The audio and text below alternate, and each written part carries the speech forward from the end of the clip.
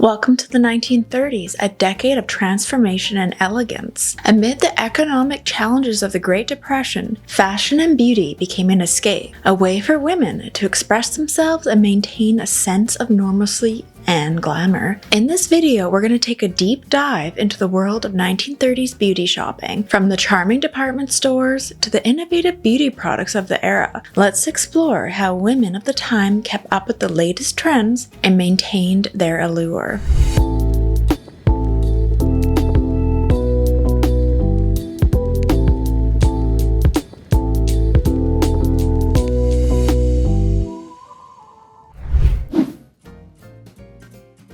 Department stores in the 1930s were more than just places to buy goods. They were social hubs and symbols of modernity. These grand establishments, like Macy's in New York or Selfridges in London, offered a dazzling array of products under one roof, from fashion to home goods and, of course, beauty products.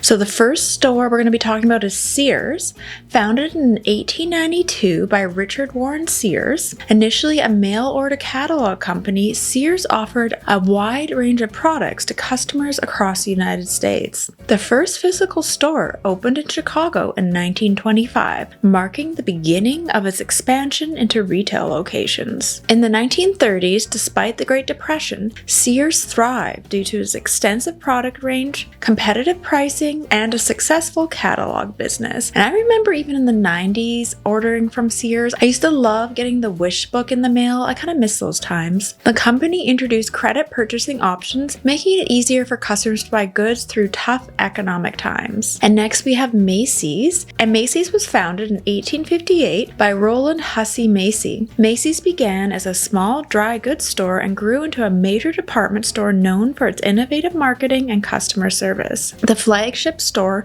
on Herald Square opened in 1902, and it became the largest department store in the world. In the 1930s, Macy's continued to be a shopping destination, known for its Thanksgiving Day parade and a wide array of products, including high-end beauty items. And next we have Marshall Field and Company, and I'm wondering, is this one still around? I know Sears is gone, and this one was founded in 1858 by Potter Palmer and later acquired by Marshall Field in 1881. Marshall Fields became known for its customer-centric policies and the motto, "Give the lady what she wants." The flagship store on State Street in Chicago was a landmark and a major shopping destination during the 30s. The store offered high-quality merchandise and an elegant shopping experience, including a renowned beauty department. And next we have Gimbel's, and this one was founded in 1842 by Adam Gimbel in Indiana, and the New York store opened in 1910. Gimbel's was one of the largest department store chains in America, known for its competitive pricing and a wide range of products. The store's rivalry with Macy's was legendary, even inspiring the holiday classic Miracle on 34th Street. In the 1930s, Gimbel's continued to attract a diverse customer base with its extensive offerings and promotional events.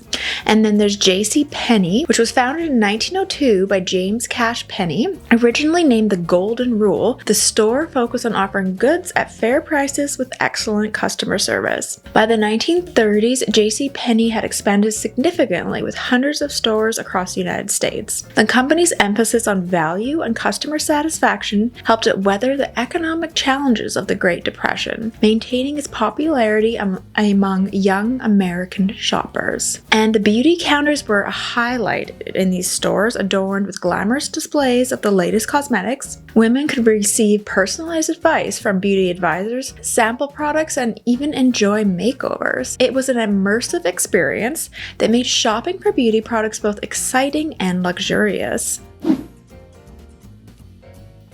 And let's talk about some of the popular beauty products and brands in the 30s. So the first brand is Elizabeth Arden, and Elizabeth Arden was a pioneer in the beauty industry, known for her innovative skincare and makeup products. Her red door salons were famous for providing luxurious beauty treatments and personalized advice. Popular products included Ardena Skin Tonic and Venetian Cream, which were staples at the beauty counters. And Elizabeth Arden was founded in 1910 by Florence Nightingale Graham, who adopted the business name Elizabeth Arden. Elizabeth Arden revolutionized the beauty industry with her focus on holistic beauty, which included skincare, nutrition, and exercise. She opened Red Door salons providing luxurious treatments and personalized beauty advice. I would love to actually go to a Red Door salon. I remember seeing one in Phoenix, but I bet the New York one is pretty interesting, the original. And popular products were the Ardena Skin Tonic, which was popular toner, and it promised to refresh and revitalize the skin. And then there's that Venetian cream. This is a luxurious cream to moisturize and nourish. And then there's the 8-Hour cream, which is still available today. And this one was launched in the 30s and it's a multi-purpose balm. And it's kind of like a bougie Vaseline, and it helps even heal cuts and wounds and scrapes. And next we have Helena Rubinstein, who was a rival of Elizabeth Arden. And Helena was a trailblazer in the development of personalized skincare routines. Her beauty counters featured a wide range of products, including creams, powders, and lipstick. And she was known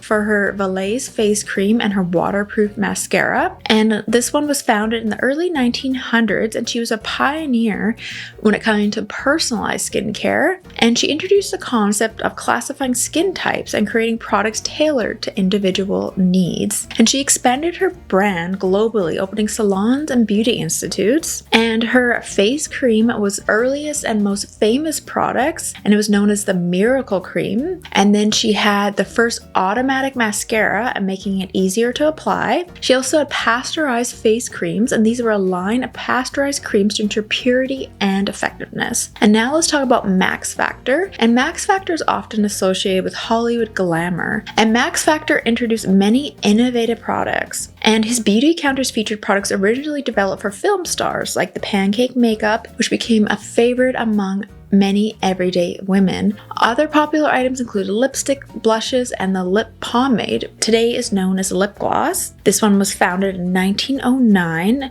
by Maximilian, known as Max Factor, and he was a leading makeup artist for Hollywood stars and introduced makeup specifically for film. He coined the term makeup and developed products that became accessible to the general public. And the popular products were the pancake makeup, introduced in the late 30s. And this had a nice smooth finish, perfect for everyday use and on film. Also the lip pomade and the cream puff, which is a combination of powder and foundation, but that wasn't introduced until the 50s. And next we have Coty, which was well known for its luxurious perfumes in the 30s, as well as the milled face powders. Beauty counters offered products like Coty Airspun Face Powder, which provided a flawless finish and became a beauty staple. The brand also featured a range of lipsticks and fragrances that were very popular.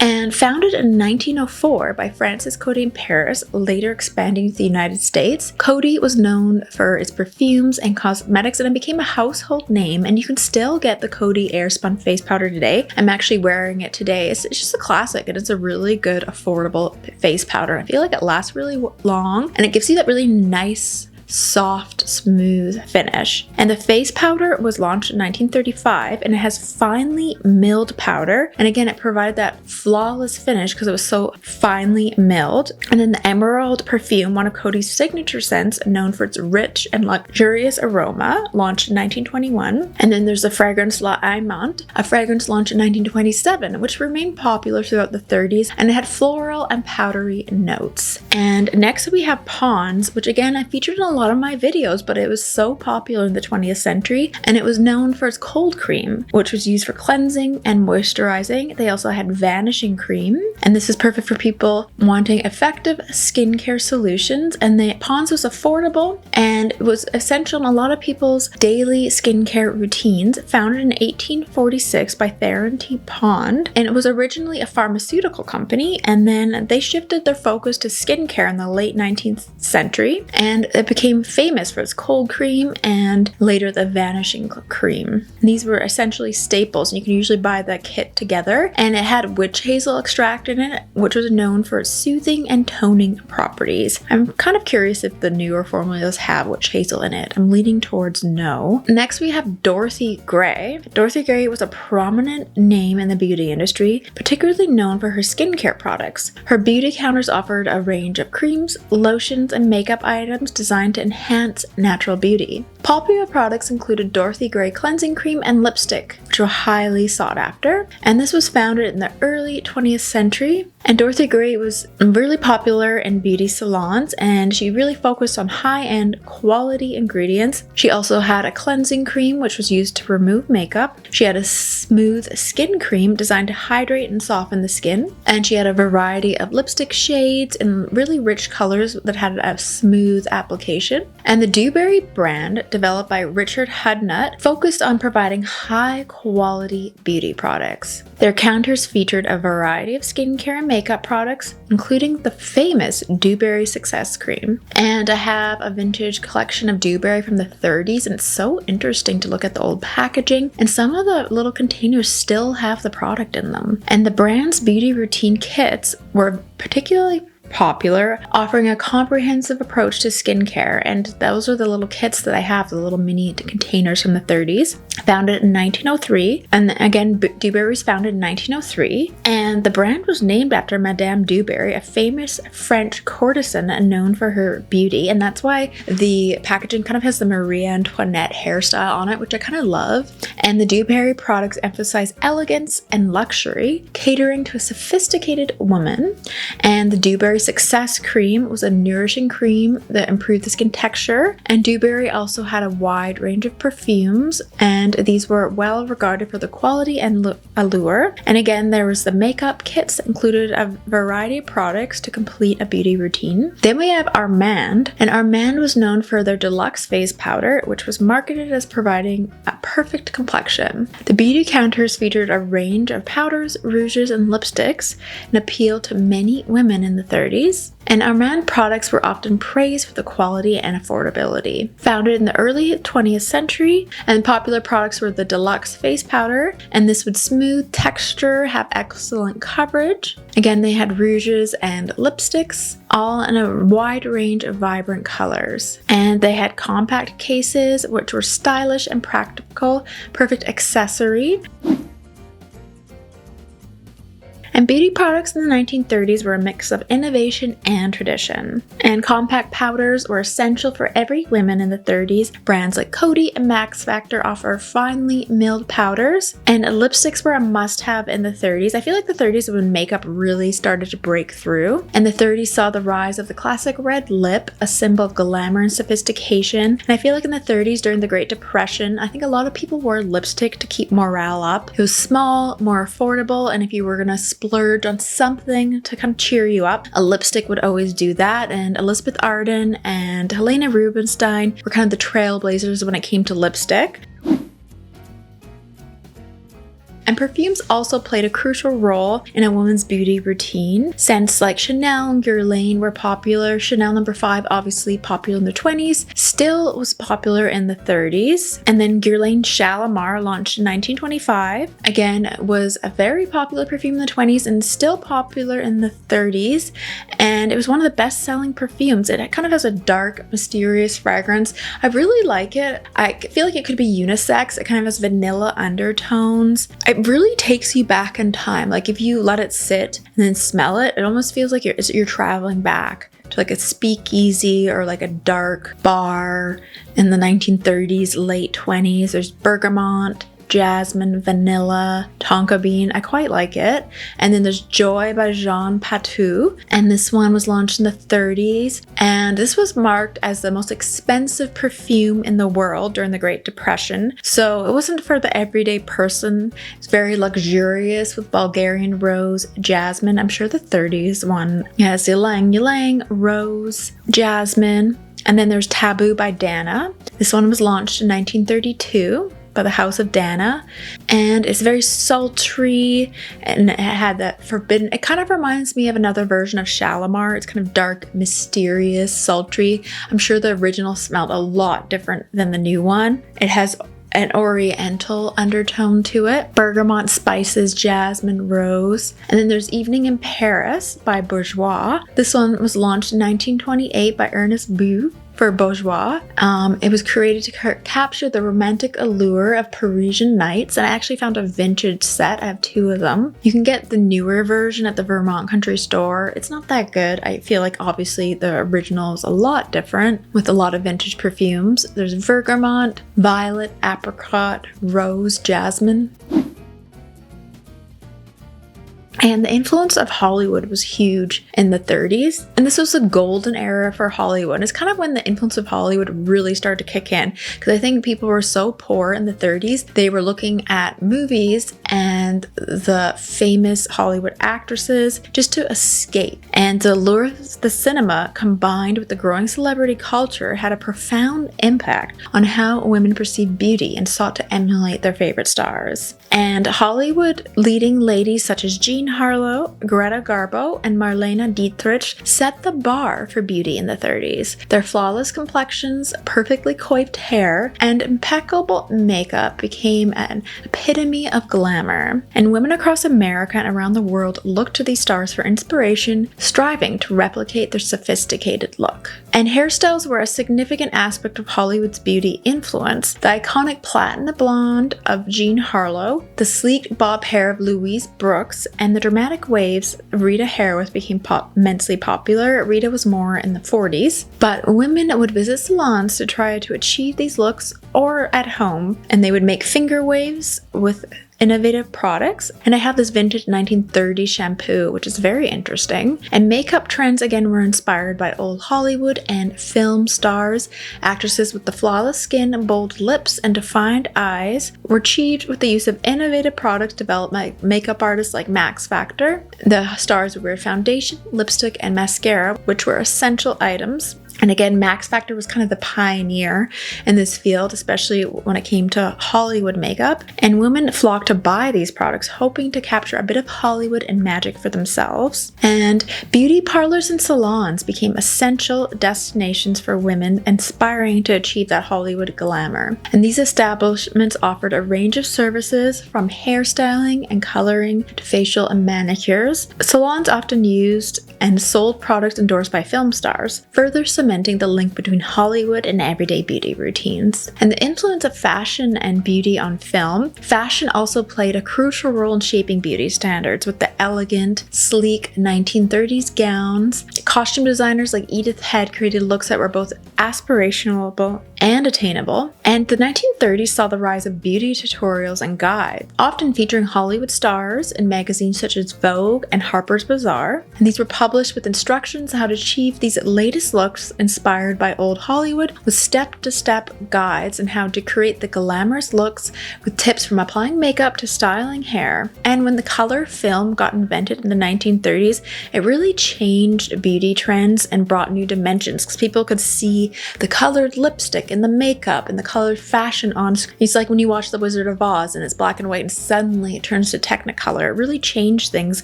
So people wanted the bold, bright lipsticks, eyeshadows, blushes, and people really started to experiment with vibrant colors. And since people were super poor in the 30s, a lot of people had DIY beauty techniques, and they would read about these in magazines, because a lot of people couldn't afford to buy a lot of these luxurious products. So they would make homemade face masks and homemade face creams with ingredients like honey, egg whites, and lemon juice. And these were natural remedies that were simple and effective. And nail care was another important aspect. Women would shape their nails into a refined oval shape and apply polish in bold colors like red and burgundy. And manicures were a regular part of their routine, whether done at home or the salon. And advertising played a crucial role in shaping beauty trends and consumer behavior. The 1930s saw the rise of print ads and magazines, and even on billboards featuring glamorous models and celebrities. And then the popular magazines were Vogue, Harper's Bazaar, featuring the latest products and trends. And these advertisements often highlighted the benefits of certain ingredients, the moisturizing properties of lanolin, and the long-lasting effects of specific lipsticks.